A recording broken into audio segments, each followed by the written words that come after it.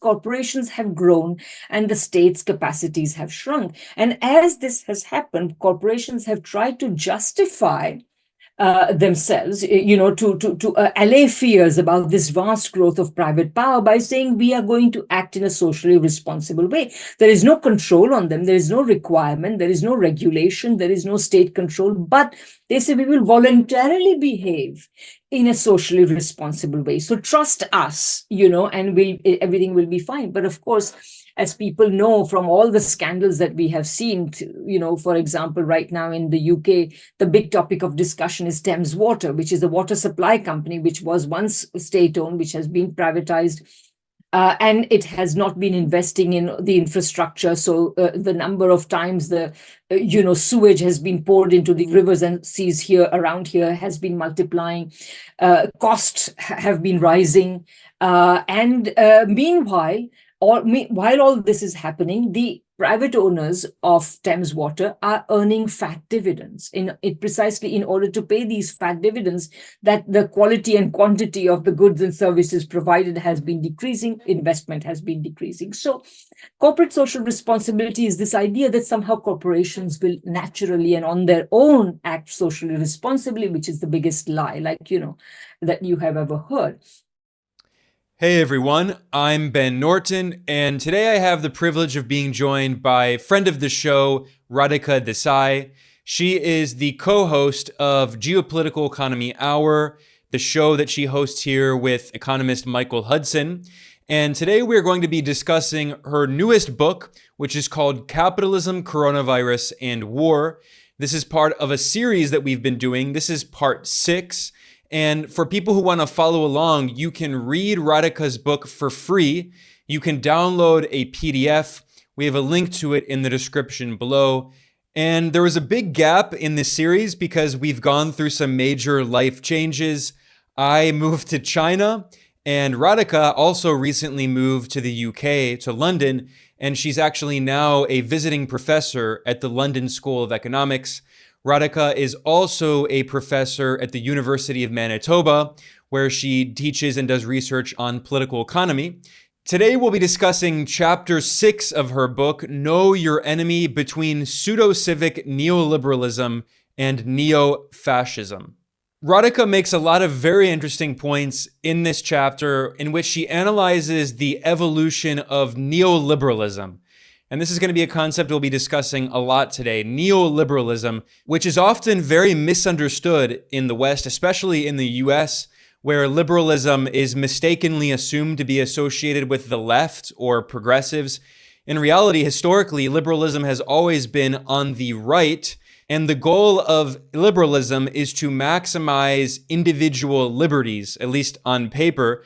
And liberalism states that the government should minimize its role, in particular in the economy, and facilitate the conditions for individuals, that is, wealthy, rich capitalists, because liberalism is inextricably tied to capitalism.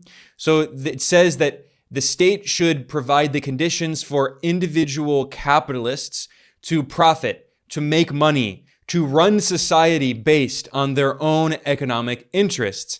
And this helps us understand neoliberalism, which is the return to what is essentially market fundamentalism, this dogma that says that the solution to every economic and social problem is freeing the market, that is, giving more power to capital and taking away power from workers, giving more power to capitalist elites, to big corporations, and cutting the state's role in the economy, in particular, cutting social support for poor and working people, liberalizing the market, removing any regulations and restrictions on capital. This is all part of what was known as the Washington Consensus, and the US imposed many of these neoliberal policies on countries around the world, especially starting in the 1980s. And it was the godfather of neoliberalism, US President Ronald Reagan, who helped to encapsulate this ideology in his famous quote, arguing that government is not the solution to the problem, government is the problem. Government is not the solution to our problem, government is the problem. At least that is what neoliberalism is on paper. But as Radhika points out in this book, neoliberalism in practice has always relied on very heavy state intervention on behalf of large corporations. She writes that neoliberalism focuses on keeping the balance of power tilted in favor of capital and an unproductive, predatory, and speculative financial capitalist class. And rather than competitive markets, the preservation of corporate power constitutes the essence of neoliberalism, and the free market mantra is simply a dogmatic incantation repeated by capital's political representatives in government. And this discussion is particularly timely today because in recent years we've seen this narrative in Western media claiming that neoliberalism is over, citing, for instance, the COVID-19 pandemic, in which governments initiated massive campaigns of fiscal stimulus, social support mechanisms, although, as Radhika points out, much of that stimulus, of that money that was spent, the liquidity created by the US government and Western governments, actually went into the pockets of big financial interests, of capitalists, of investors, of large corporations. It was not poor and working people who largely benefited from these policies. However, despite that, we've heard this common narrative that neoliberalism is dead, and especially in the US with the Joe Biden administration and an attempt to try to invest more in, for instance, the Inflation Reduction Act, the CHIPS Act. We've seen this narrative that the US government has turned away from neoliberalism and that the Biden administration is bringing back a robust Keynesianism. Now, you, Radhika, are very skeptical of this narrative. Why are you not buying this claim that neoliberalism is dead and Biden represents something different? Sure, absolutely. This is, of course, forms the spine of the argument of the book. So, first of all, let me say that, all the things that we've seen since the pandemic, and we discussed that also in relation in the previous chapter, that all the measures in the pandemic, there were a whole slew of state measures. There was enormous amounts of liquidity created, all sorts of support programs were announced, and blah, blah, and so on. And everybody thought that, oh my God, this is the state protecting people. But just as neoliberal financialized states did not actually protect people in a public health sense, nor were they out to protect people in the economic sense. The entire package of measures, whether it is the fiscal response, the monetary response, etc., all of these measures were designed to shore up the power, not only of capital, but rather of big capital. So if you look at every one of these measures, you will see that has, in fact, what has happened. So in that sense, so I would say that in that sense, neoliberalism is far from dead. Now, the reason why I argue that neoliberalism should not be understood in terms of free markets is because it has never been about free markets. Remember, the parent ideology of what's called neoliberalism, that is neoclassical economics, was born at a time when capitalism had already entered its monopoly phase. And it relies on the most superficial types of, shall we say, evasions about the monopoly character of capitalism that we have today. So it assumes an existence of competitive capitalism.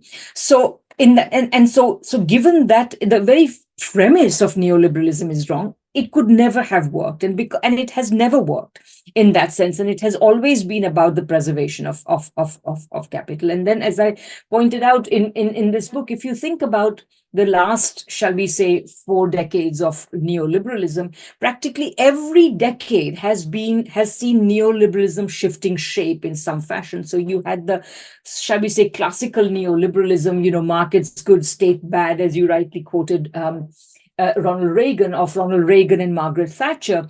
That was that first decade of neoliberalism when you could say that it was perhaps its most relatively innocent, in the sense that it may be possible to argue that these conviction politicians like Margaret Thatcher, Ronald Reagan, were actually thought that by imposing neoliberal policies, by freeing capital, they would revive capitalism's productive dynamism, etc., that they were still concerned about the productive economy, etc. But already by the end of that decade, it was becoming more and more clear that this was not working.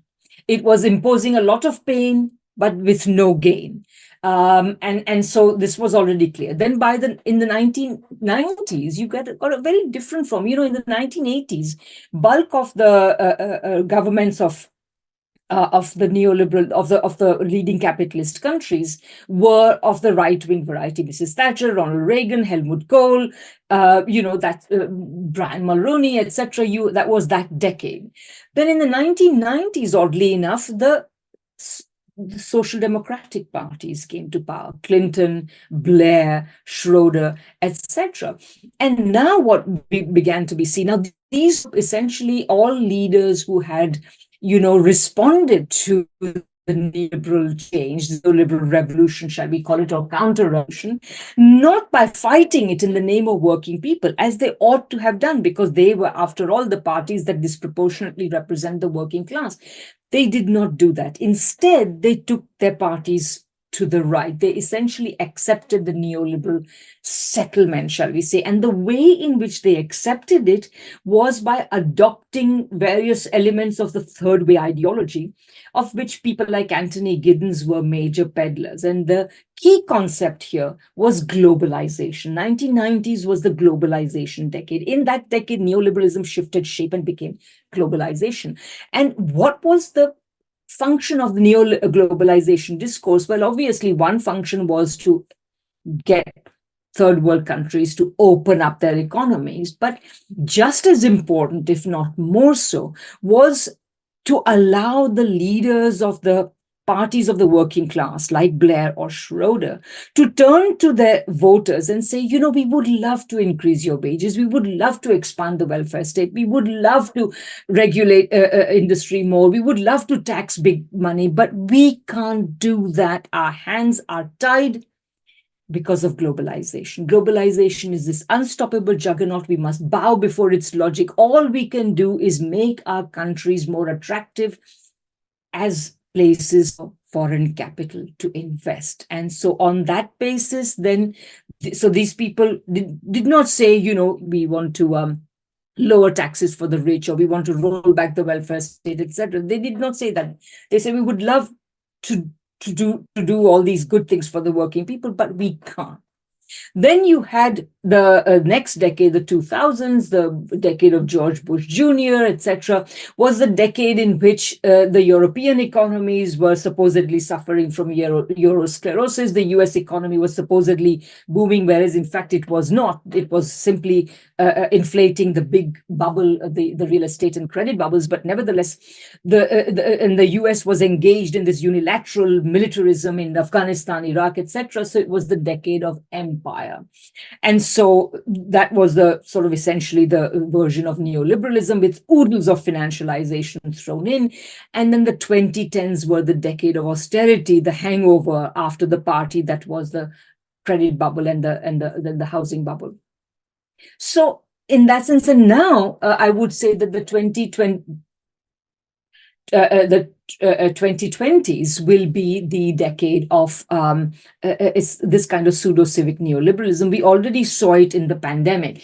But what do I mean by pseudo-civic neoliberalism? Under this kind of neoliberalism, what we will witness is that our governments will say, yes, yes, yes, there are many things that the public should have for very cheap or very free, but we must contract with big capital, big corporations to produce it and provide it. So these people will be paid essentially risk-free, super profits, cost plus very lucrative contracts will be signed with these big corporations, and they will provide things which ultimately we as taxpayers will pay for. And meanwhile, these services and goods that we are getting allegedly for cheap will be of decreasing quality and quantity.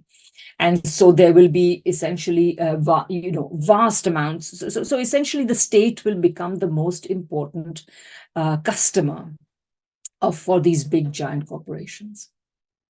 I think this point is so important because the narrative that we often hear from conservatives and neoliberals criticizing the government stimulus during and after the pandemic is that the government was spending so much money on helping people, and instead, this sounds nice, but it's fiscally irresponsible. But in reality, this is not out of the the kindness of the hearts of these Western politicians, many of whom are ideologically neoliberal as well. This was massive government spending that went into the pockets of the most wealthy capitalists in these countries. So Oxfam has published numerous reports. Every year, Oxfam does a report on growing in economic inequality. And they found that in 2020 to 2021, the richest 1% gained 63% of the new wealth that was created, whereas the bottom 90% only gained 10% of the new wealth that was created. They found that between 2020 and 2023, the world's 5 richest men doubled their wealth from 405 billion to 869 billion. That's adjusted for inflation. So I think the point to stress here is that just because the US government and some European governments have moved away from this, austerity orthodoxy that, fiscal deficits are inherently bad, that doesn't mean that they're moving away from the fundamental doctrine of neoliberalism, which is that state policy should be to benefit the interests of capital, in particular large capital. And another point that I think it's important to emphasize is that even from the origins of neoliberalism, going back to Ronald Reagan and Margaret Thatcher in the late 70s and 80s, if you listen to their doctrine and look at their actual policies, you can see that they're completely contradictory. So I have here a graph from the US Federal Reserve showing the federal deficit as a percentage of GDP. And it's certainly true that in 2020, the deficit was nearly 15% of GDP, massive. And in 2021, also nearly 12%.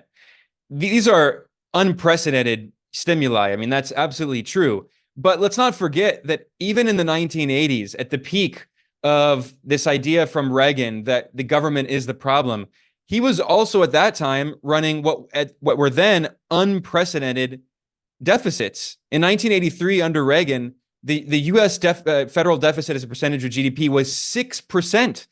There had been nothing even close to that for decades.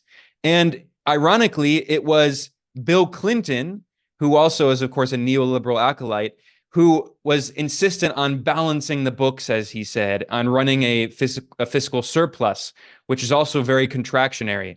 So the point is that if you go back to Margaret Thatcher and Reagan, many of the policies that they implemented violated the Washington consensus that they imposed on other countries, whether it comes to running fiscal deficits, whether it comes to using protectionism. Of course, Ronald Reagan also imposed tariffs on Japan. So I think another point is that the neoliberal orthodoxy, not only was it this mantra repeated by the political representatives of capital, but it was never actually implemented by the proselytizers of neoliberalism. It was meant for other countries, in particular, for developing countries in the global south. They always had to show this fiscal discipline, whereas in the core of the system, the advanced capitalist countries were always allowed to make these exceptions. And that's what we're seeing again today. So, it's not so much that Biden is the exception. He's showing once again that neoliberalism was never meant for the core. It was always meant for the periphery. There are always two categories of victims that you should always look at. What happens to the working classes, particularly in first world countries, and what happens to third world countries. And and of course, in working people in the so-called second world countries as well now, post-communist countries. But anyway, the point is, insofar as there were deficits before, say, 1980, they were typically incurred as a result of a substantial social expenditure. This was then attacked. Deficits were then attacked, saying, "Oh my God, there's so much deficit, blah blah, etc." Because of social spending. But of course, in the neoliberal period, as you rightly show in your graph, and the US is here a stand-in for other major countries, for major capitalist countries, the deficits continue to increase, but their purpose now becomes very different. Yes, social spending is cut back, but the deficits are incurred for two major reasons. Number one, military spending, and number two, giving tax cuts to the rich.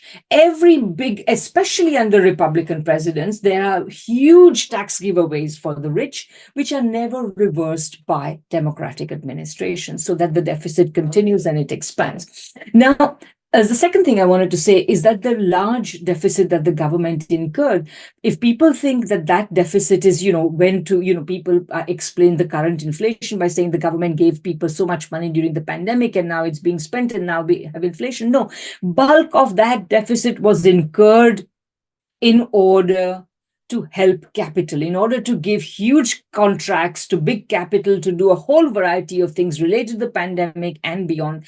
So that's another thing we have to remember. The third thing we must remember is that, yes, people did get certain amount of income support, but it was far from generous, and without it, demand would have collapsed. There would be, and this is particularly true because, the proportion of consumption in first world countries is relatively greater, so to speak. The large part of economic activity is consumption, and consumption would have collapsed. So that's another point. And a final point I want to make about this is about the working class and the Western countries. Then I want to come to third world countries. But final point I want to make is that the deficit that you saw in 2020 and 2021 was deep and it was big. Vast bulk of it was incurred not in order to put money in the hands or in the pockets of people, as I show in my book. There are study upon study that has shown that bulk of the money was actually went directly into the pockets of rich people. In part, even the money that was given to ordinary people, because imagine if you are indebted, the money barely stops in your account for a brief moment before it goes to pay off your debt. So it basically goes to the owners of big financial institutions and Or banks. it goes to your landlord, which or is it a goes to usually your rich landlord. person. Exactly. Yeah. And yeah, this is the age of mom and pop landlords is passing, and we are now in the age of big corporate landowners. Exactly. And urban property owners. So that was a fiscal deficit. But in addition to the fiscal deficit, the Federal Reserve vastly increased liquidity in the economy. And one of the ways of increasing liquidity, there are many ways of increasing liquidity. One is simply to reduce the interest rates, which of course were brought lower again. And the second is this, what you see in this graph, which is to expand the balance sheet of the Federal Reserve. What the Federal Reserve does is, in order to give more liquid assets to banks, they will buy illiquid assets from banks. Remember, in the aftermath of 2008, this included buying securities that had become massively devalued. They were worth nothing, by giving them the face value. So you see here, just after 2008, there's a big spike. That is the spike after the 2008 financial crisis. So the Federal Reserve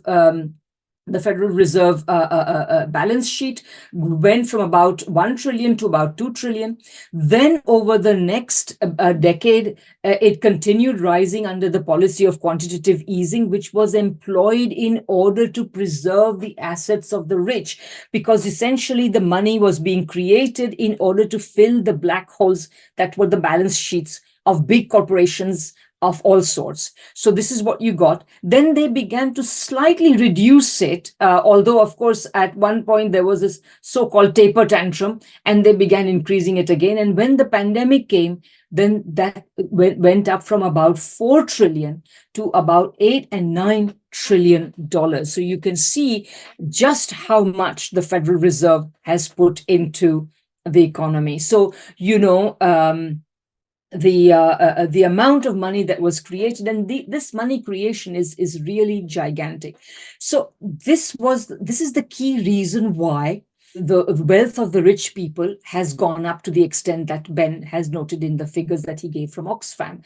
Ben, the way in which this money creation makes rich people rich is the following. A lot of money today is created by leveraged trading in speculative markets. So essentially, imagine that if I can borrow cheaply, so I borrow money at 1% or 2%, and then I play the speculative markets, and I the margins are very thin. So imagine that I can only make 0.0001% on a given trade. But of course, if I can put a lot of money into this trade with a thin margin, then my profits will be very high. And out of my huge profits, I will pay back the very nominal rate of interest that I have to pay when I return the money after the trade. So this kind of trading is further encouraged. And quite frankly, because the liquidity is there, financial institutions are more or less compelled to make it, because if they don't make the trade, then somebody else will.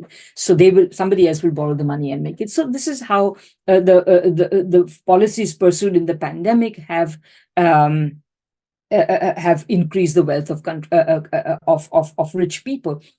And one final point, just to reinforce the point you were making, neoliberalism says you should not have deficits, you should not have loose monetary policy. And both of these tenets have been repeatedly violated in the neoliberal era, because, as I pointed out, the purpose of neoliberalism has never been to follow certain strictures about fiscal policy or monetary policy or economic policy or what have you. It has always been to do whatever it takes to preserve the wealth of rich people, to preserve and expand the wealth and power of rich people. Now, vis-a-vis third world countries, I completely agree with you. These strictures are imposed on third world countries, and there they are expected to be followed because they are imposed by the World Bank and the IMF, or by more generally by conditionality of other forms of lending and so on. All forms of Western lending is conditional. And in addition to all the harms it causes by reducing, contraction, they are all contractionary. So they reduce economic activity, they reduce employment, they reduce social spending of countries that are already unable to provide too much in terms of social spending. So it is further reduced. All of these things happen. But there is one overriding harm, which must be underlined. And that is that, critics of the mainstream economics, neoliberal economics, have shown neoliberal economics says if you open up markets, free up trade, and follow strict monetary and fiscal policy, you will get development. This has been repeatedly refuted by developmental state theorists who said that throughout modern history, the countries that have developed because of state intervention, because of state massive, important state ownership, state control and management of both the domestic economy and its international linkages, trade linkages, investment linkages, etc., and also massive state investment. So all of these, practically on every count, is an anti-neoliberal policy. So the only strategy of development is taken away from developing countries in the name of development. So just think how horribly, it's not even ironical, it's just obscene. But this has been the function of neoliberalism throughout the developing world. Yeah, so many important points there. In this chapter, you pointed out that after the 2008 financial crisis, the North Atlantic financial crisis, we saw a similar narrative that neoliberalism was over. And you said you recalled deja vu when you hear the narratives today about the Biden administration. And you quoted an article by Martin Wolf, the columnist for the Financial Times, who declared that the state is back. And he said, quote, "The age of a hegemonic model of the market economy is past." Now, it's quite funny when we read back at that now over a decade later, because we can see that, as you said, neoliberalism didn't end, it simply evolved in a new way. And we saw nearly 15 years of this loose monetary policy, quantitative easing, creating trillions of dollars of liquidity that simply pumped up asset price bubbles, made housing more unaffordable, pumped up the stock market, etc. And now you argue in this book that instead of neoliberalism dying, as many people claim again, you think neoliberalism is evolving as it had evolved after the North Atlantic financial crisis. And now you refer to this as a civic neoliberalism, or in its pseudo-philanthropic form. And you point out that capitalist and corporate philanthropy is quite old, going back to the robber barons of the Rockefellers, of Henry Ford, Andrew Carnegie, who have foundations with billions of dollars of assets named after these oligarchs. And today you point out there are prominent examples like the Gates Foundation and the emergence of concepts like corporate social responsibility, corporate philanthropy, ESG, environmental, social, and government governance-oriented investments, and also, of course, the World Economic Forum. And Klaus Schwab, who is the leader of the World Economic Forum, talks about what he refers to as stakeholder capitalism. So we see neoliberalism evolving in this new way. And what's also crazy is that elements of the right wing and the far right have latched onto this and claim that this is socialism, although it's nothing in any way related to socialism. In reality, it's an attempt by capitalists to give capitalism a kinder face with this idea of civic responsibility. So can you talk more about your concept of what you refer to as civic neoliberalism and how it is not actually, it's certainly not socialism, but it's also not in a marked way a shift from neoliberalism? Yeah, so just to clarify, I call it pseudo-civic neoliberalism because it is not actually civic. It pretends to be civic. That's the point. Now, I just wanted to make a couple of points. First of all, you're absolutely right. So I have a certain amount of discussion of, the fact that corporations have always tried to portray themselves as, philanthropic and so on. Partly because, at the end of the day, if you are really very rich, then you have to kind of show some sort of some sort of philanthropic image. Otherwise, your riches will be more easily attacked. And of course, historically, what we have also seen is that through these foundations and so on, the Carnegie, the Rockefeller, the Ford, etc., these foundations have historically also exerted private control over all sorts of activities. So, if they fund something, then they want a certain, if you pays the piper calls the tune, as they say. So they have certainly extended their political reach. Now, in recent times, with talk of corporate social responsibility, this process reached a new phase. Because you see, so much, particularly with one of the elements of neoliberalism, as you know, has been contracting out and essentially reducing the capacities of the state and relying on the private sector to do many things. So whereas, for example, once upon a time, the state may have had a public works department which built roads or what have you. Now that department would have long been wound up, and every time a road needs to be built, you give the contract to some private contractor who will make vast quantities of money by cost overruns and all these sorts of things. So in that sense, corporations have grown and the state's capacities have shrunk. And as this has happened, corporations have tried to justify themselves, to allay fears about this vast growth of private power by saying we are going to act in a socially responsible way. There is no control on them. There is no requirement. There is no regulation. There is no state control. But they say we will voluntarily behave in a socially responsible way. So trust us, and everything will be fine. But of course, as people know from all the scandals that we have seen, for example, right now in the UK, the big topic of discussion is Thames Water, which is a water supply company, which was once state-owned, which has been privatized. And it has not been investing in the infrastructure. So the number of times the, sewage has been poured into the seas and ocean, rivers and seas here around here has been multiplying. Costs have been rising.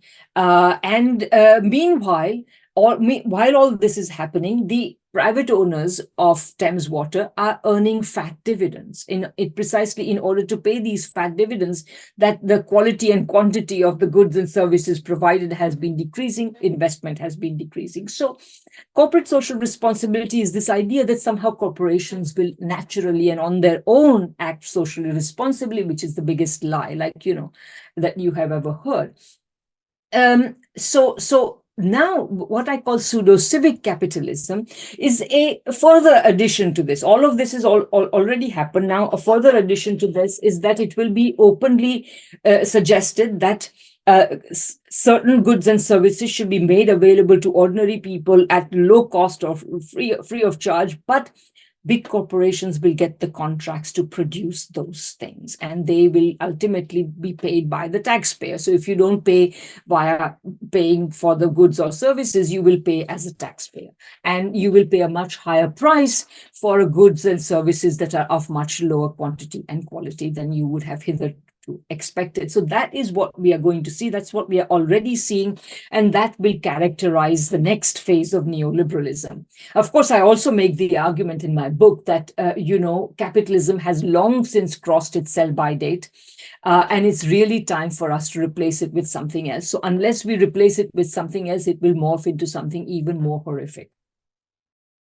Yeah, one of the most important points that you make in this chapter is how, with the rise of pseudo-civic neoliberalism, which is conflated with the left, although it's not left-wing, what the right wing tries to conflate big capital, these large corporations that have this, cynical marketing in which they claim to be progressive, they claim to care about Black Lives Matter and women and etc., LGBT people, but in reality, it's part of this cynical rebranding by capital that serves their financial interests. Also, in the case of the United States and some Western countries, you have a lot of young people, which are the largest targeted demographic for marketing.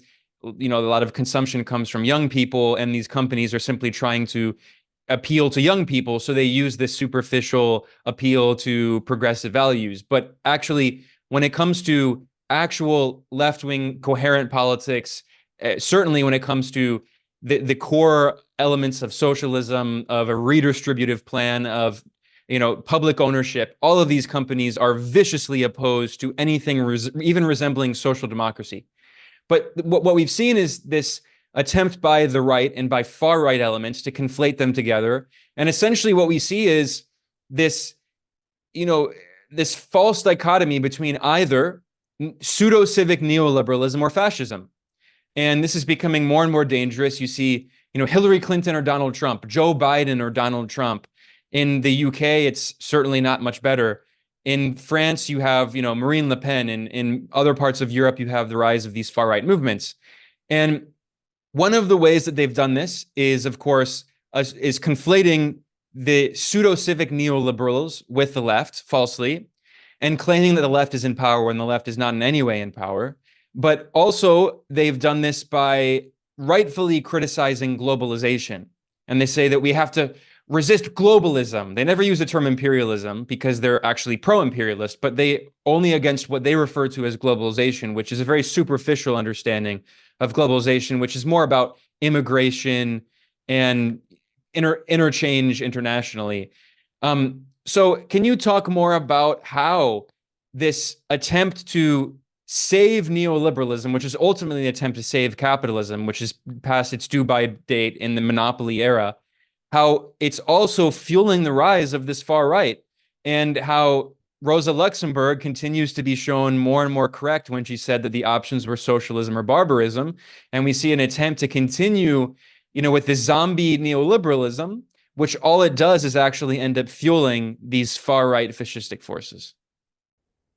So, absolutely. I mean, this is fueling far-right fascistic forces is exactly the way to put it. Now, let's take a couple of steps back. So I would say that essentially, remember I said earlier that the left of center parties essentially moved to the right after the Reagan-Thatcher era. And so under Blair and Clinton and so on, the Democratic Party, the Labour Party, the German Social Democratic Party, they all moved to the right.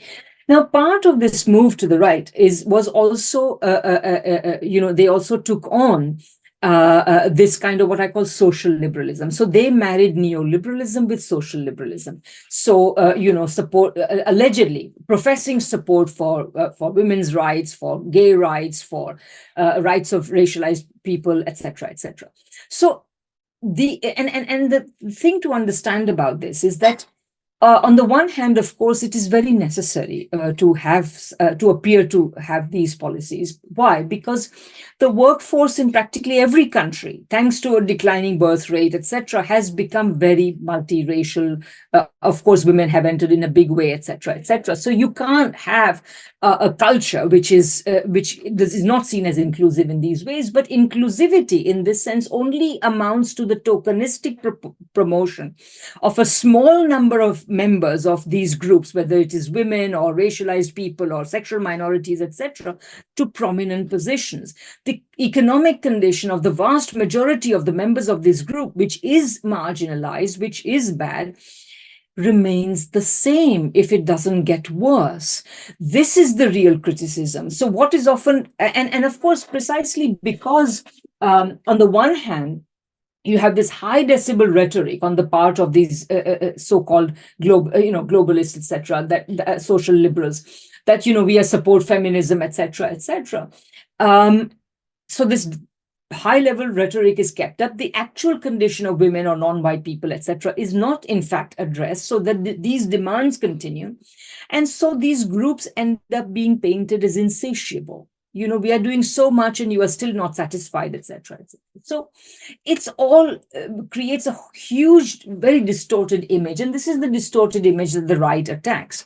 Now, the point I make in this is that, of course, throughout the neoliberal era, one of the saddest effects, one of the saddest developments in the neoliberal era has been that the left, which should have become stronger by fighting neoliberalism, actually essentially tore itself apart in one country after another, and any seriously left alternative no longer exists in the mainstream party systems of any of these countries that we're talking about.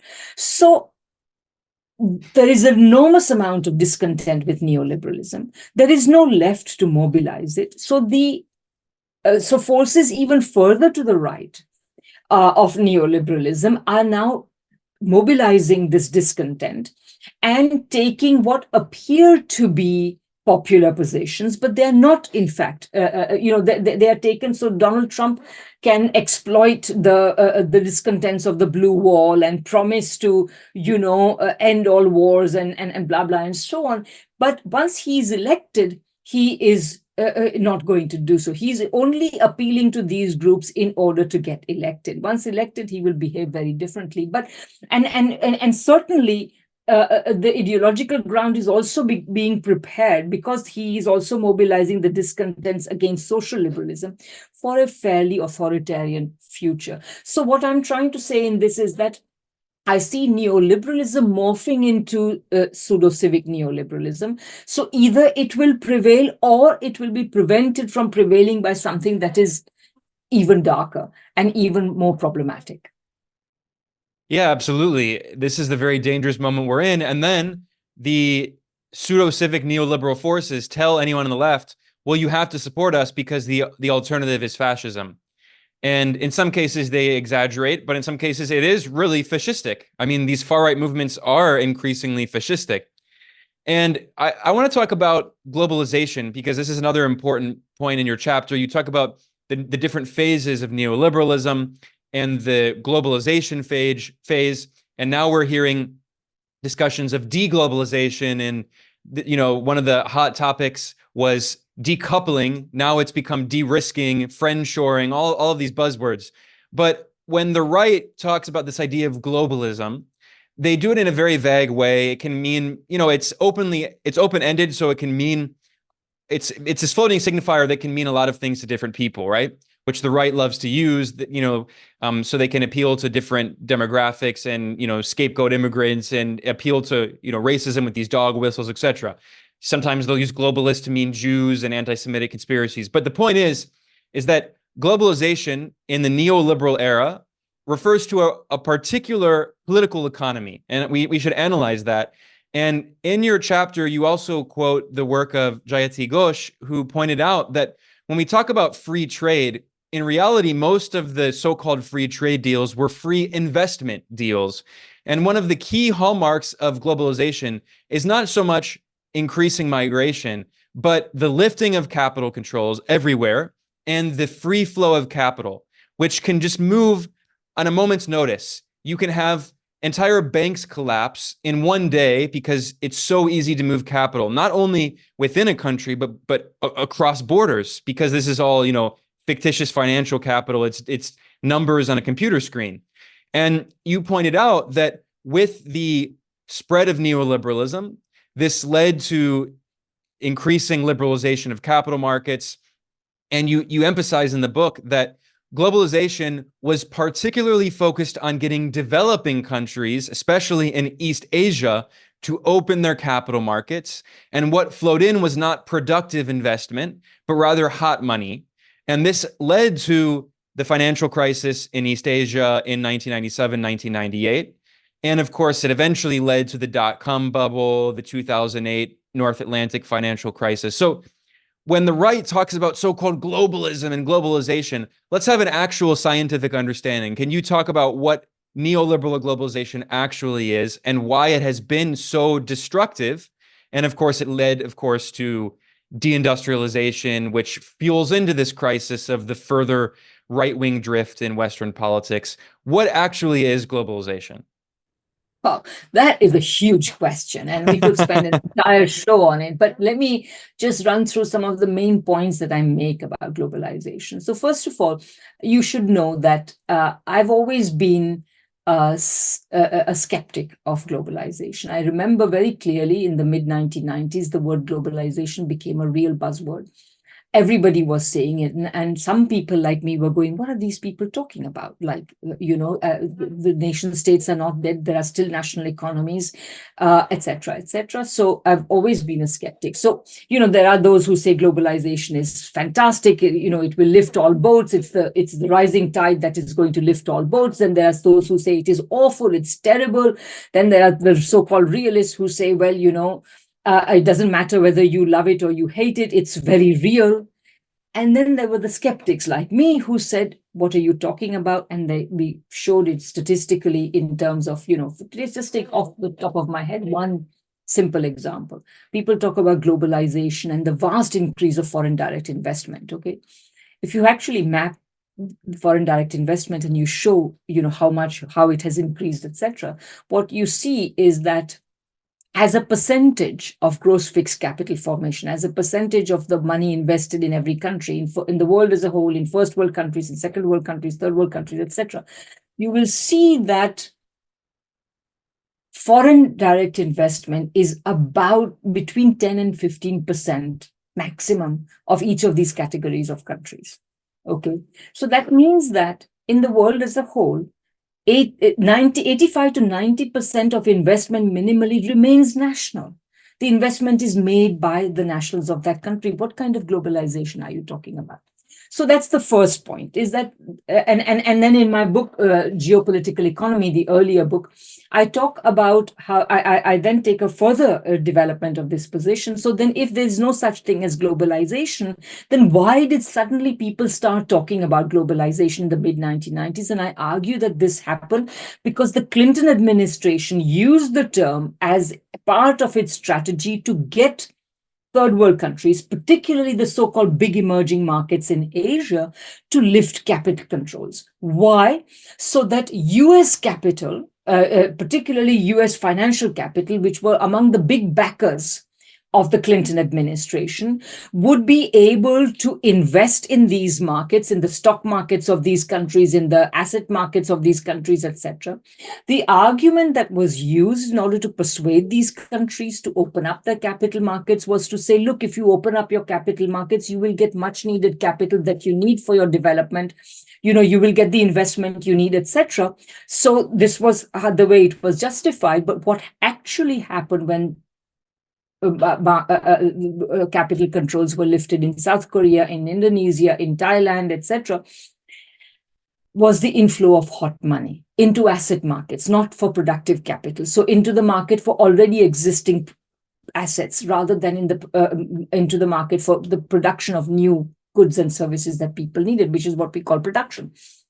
So very little productive investment, complete. And of course, one of the results was the East Asian financial crisis, after which, of course, a lot of people got chastened and people wished that capital controls were, the debate on capital controls was reignited, etc. But anyway, and this remains true to this day. Bulk of the capital, productive capital, does not go beyond, the French capital may invest in Germany or vice versa, but on the whole, bulk of the productive investment remains within first world countries. A small amount goes to selected third world locations, of which China has historically been, in recent history, been very important, but there are one or two others, and that's about it.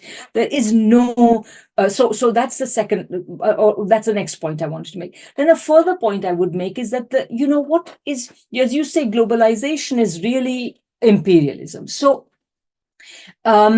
and in what sense is globalization imperialism? Well, insofar as globalization says to third world governments that you should essentially open yourself up, imperialism has always been about opening up other territories so that they become available as markets, as outlets for investment, if necessary, or as and also their labor and their commodities, their primary commodities, and now even some cheap manufactured goods become available cheaply and freely. Now, like most capitalist things, this is a very contradictory set of demands, because if you want these countries to be markets and outlets for investment, then they actually have to be quite prosperous. They have to have high levels of consumption. But on the other hand, if you just want them to be cheap sources of labor and suppliers of cheap commodities, then they have to be very poor. So capitalism wants to have its cake and eat it too. But then if it didn't do that, it wouldn't be capitalism.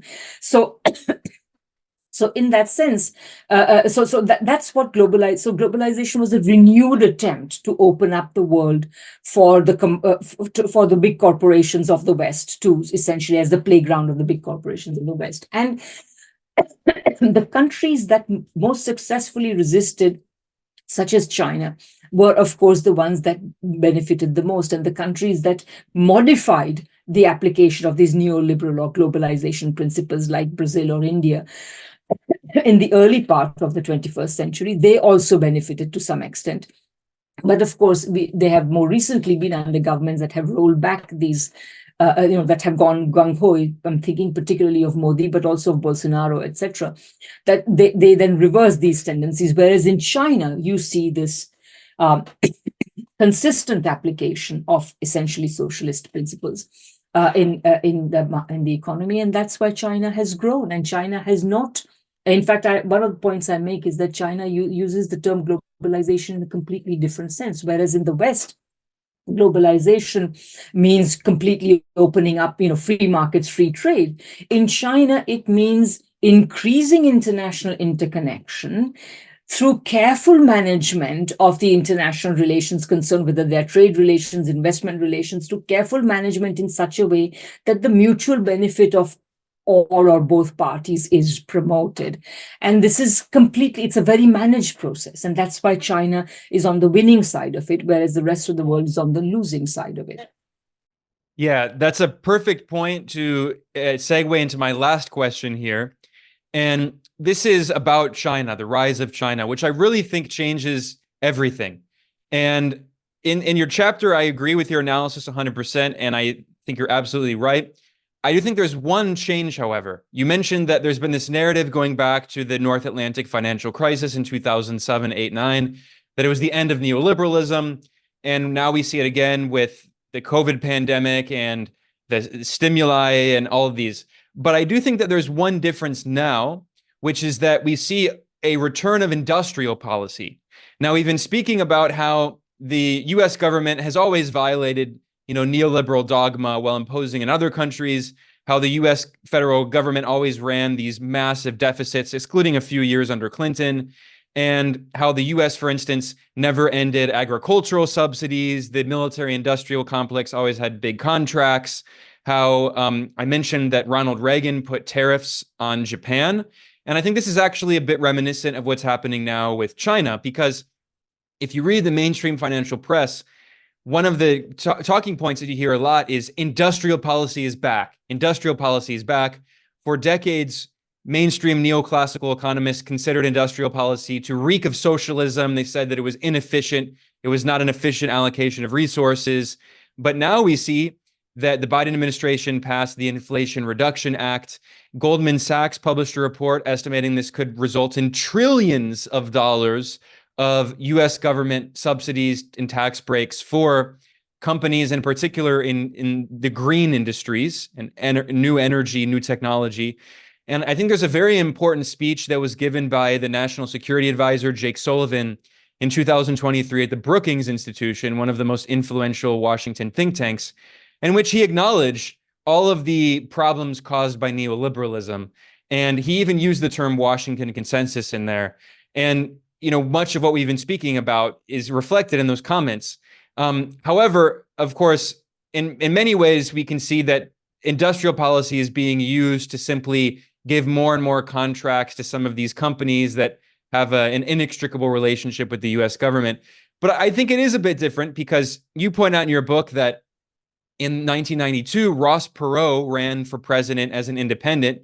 He actually got nearly 20% of the vote, and he was running on a campaign criticizing free trade dogma, calling for returning to protectionism, returning to industrial policy. And in particular, in that moment, in the 80s and 90s, Japan was still ascendant, and there were all of these warnings that Japan would overtake the US. Well, Japan actually has been in economic decline since then. And of course, we know why. It was the Plaza Accord in 1985, which significantly overvalued the Japanese yen against the dollar, hurting the competitiveness of Japanese industry. Japan took a neoliberal turn and moved away from an emphasis on industrial policy and a productive economy more toward a more consumer-oriented economy. And of course, Japan is not China. It's fundamentally different. Japan, since the end of World War II, has been militarily occupied by the US. China has learned from the mistakes that Japan made and is not going down that path. In fact, China now is massively investing in what it refers to as the new productive forces and massively investing in productive industry, which is the opposite of what Japan did at that moment. So I agree with your analysis that I think people claiming that we're seeing the end of neoliberalism, I think that's very much overstated. But I think there is a qualitative difference that we're seeing, which is that the US is being forced to invest with trillions of dollars in productive capacities simply because it's unable to compete with Chinese socialism. Neoliberalism has so eroded the US industrial base, and because capital is simply not flowing to productive industries because they're not as profitable as parasitic financial speculation. If you're an investor and you want to maximize your returns, you're not going to invest in a factory. It's simply too expensive. And we see this now with the US trying to emphasize, the importance through the Inflation Reduction Act, incentivize productive investment. And we see that even, Taiwan's major semiconductor manufacturer, TSMR, has been trying to invest in Arizona and is unable to because there's a major lack of skilled workers. They don't have the infrastructure needed, and it's simply too expensive. So we're at a point where US neoliberalism is unable to compete with Chinese industrial socialism. And the only way that it can try to compete is through these massive industrial policies with trillions of dollars of subsidies. I do think that's a slightly qualitative difference. Maybe you agree, maybe you disagree, but what is your take? Okay, that's a pretty strong strong case you've made that, what if the real end of neoliberalism takes the form of a state committed to industrial policy? Well, I would say that that's very unlikely for the simple reason that at one level, the simplest perhaps, and the biggest reason is that, to think of the American state as the kind of a kind of a higher intelligence of the American capitalist class and perhaps even of the world capitalist class is today, to me, less and less credible. The idea that President Biden is undertaking industrial policy in order that American capitalism can stand up to Chinese socialism, just as Ross Perot had once asked for industrial policy so that American capitalism could stand up to Japanese capitalism. This analogy, to me, it does not work because it doesn't seem to me that there is any decision-making center which is consciously taking this policy. What I see is the Biden administration using the rhetoric of industrial policy in order to hand more contracts to American corporations, particularly, and to some extent, yes, to attract capital from European countries into the United States. Yes, to some extent that is happening. But beyond that, I personally think that precisely because, you see, industrial policy is not going to work because in every state where it has worked, whether it is in late 19th century Prussia, or in post-war Japan or Korea or Taiwan or where have you, you have had a state which is able to control capital. But in reality, in the neoliberal financialized capitalisms of today, we have capitals that are able to control states. And insofar as those capitals that are plural in the sense that there are many capitals, you also see them pulling and pushing in a different direction. The state is pulled this way and that and dragged that way and so on by the competing interests of capital. And it seems to me unable to put through any coherent industrial policy. There are also in the United States many other problems. The federal structure of the country also makes it very difficult to invest in a proper industrial policy. Take, for example, you pointed out that there are not skilled workers. A proper industrial policy requires an education policy, which you cannot have unless you overcome the limitations of federalism and you ensure that, all the different parts of the United States will pull in the same direction, et cetera, et cetera. So there are huge problems with this. And I think that 5 years down the road, when we look at what the Inflation Reduction Act did, all it will have done is to give corporations subsidies without getting very much in return in terms of the revival of American industry.